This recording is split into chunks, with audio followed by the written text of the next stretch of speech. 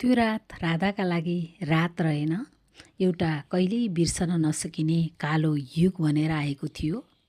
दिनभरिको थकान, पीडा र तिरस्कारको भारी अनि भोको पेट कोठाको एउटा कुनामा खुम्चिएर उनी बलिन्द्र धारा बगाइरहन्।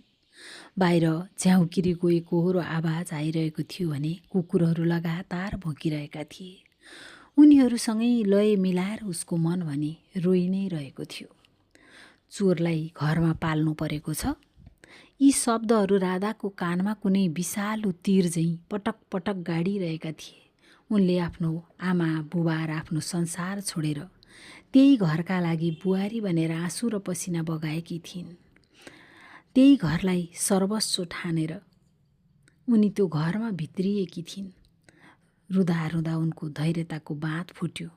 जुन घरमा मेरो इमानको मूल्य 100 रुपियाँ पनि छैन, त्यहाँ मेरो जीवनको के अर्थ? उनलाई लाग्यो पटक पटक यस्ता अपमान सहेर बाँच्नुभन्दा एकैपटक समाप्त हुन सजिलो। उनको मन विक्षिप्त थियो। दिमाग सुन्ने मानव भएर पनि मानवता नभएको संसारमा बाँच्न निकै कठिन हुँदो रहेछ।